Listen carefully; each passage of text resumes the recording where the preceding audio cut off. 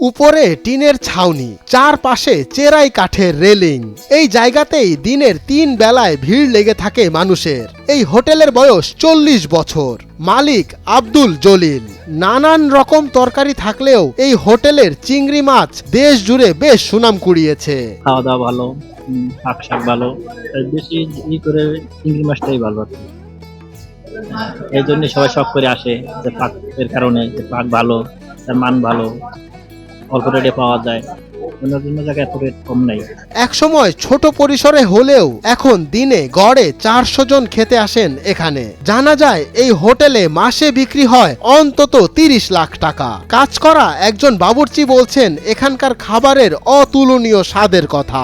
এখানে খাবার মান সুস্বাদু খাবার মান যে কোনো মাল পাওয়া যায়। ক্ষীরের মতো দুধ পাওয়া যায়, মনের মতন কলা পাওয়া যায়। তারপর আপনার বিভিন্ন ধরনের মাল পাওয়া যায়। একটা বারে বোয়াল আছে, 2 নম্বরে কোরাল আছে, 3 নম্বরে ছোট্ট আবার ইলশি আছে, বড় ইলশি ঘরে আছে।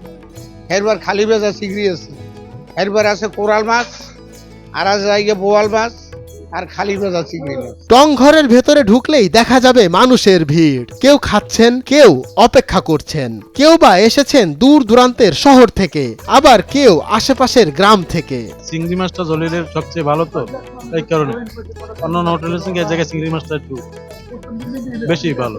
হোটেলটি রান্নাঘরও খোলা, 3টি উনুনে চলছে রান্না।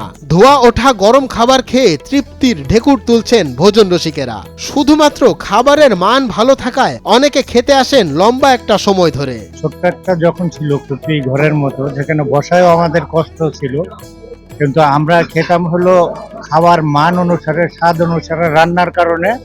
আমরা দীর্ঘ 5 বছর যাবত আমি কন্টিনিউ এদিকে আসলে পরে এই জলিলের হোটেলে, বিশেষ করে এই চিংড়িটা, তারপরে আরো কিছু কিছু মাছ আছে, সেটা দিয়ে আমরা এখানে খাই।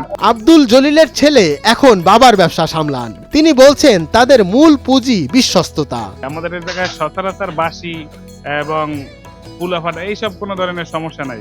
কাস্টমার আলহামদুলিল্লাহ মোটামুটি যেরকম বিশ্বস্ততা নিয়ে আসে, আমরা চাই তাদের বিশ্বস্ততা ধরে রাখি। কম দামে এভাবে খাবার খাওয়ানোর কথা জানতে চাইলে আব্দুল জলিলের ছেলে বলছেন সারা বছরের বিক্রির মাছ তারা একবারে কিনে রাখেন। আমরা ওদের কাছ থেকে 1 বছরের জন্যই মাছ কিনি। 1 বছরের একটা দাম থাকে নির্ধারণ করা। এই জন্য আমরা কাস্টমারের এক দামে, মানে আজকে এই বছরে যদি আমি 100 টাকা মানে বিক্রি করি, এই সারা বছর 100 টাকার মতোই থাকে। এর বেশি আর আহামরি বাড়তি হয় না, কারণ আমরা ওর কাছ থেকে আমরা একটা দামে কিনি। এই জন্য আমাদের এইটা পরিমাণ করতে সব থেকে সুবিধা। আর বিশেষ করে আমরা মিষ্টি পানির মাছ এর থেকে সংগ্রহ করি, লোক আসে তারা নিয়ে আসে। চমকপ্রদ কোনো বিল্ডিং নয়, চমকপ্রদ কোনো মেনুও নয়, কিন্তু রান্না, মানুষের প্রতি সম্মান আর বিশ্বস্ততা দিয়ে জলিল হোটেল জয় করে নিয়েছে মানুষের মন। এমনটাই মনে করছেন হোটেলে আগত ভোজন রসিকেরা। মঞ্জুর এ মাওলা, নয়া দিগন্ত।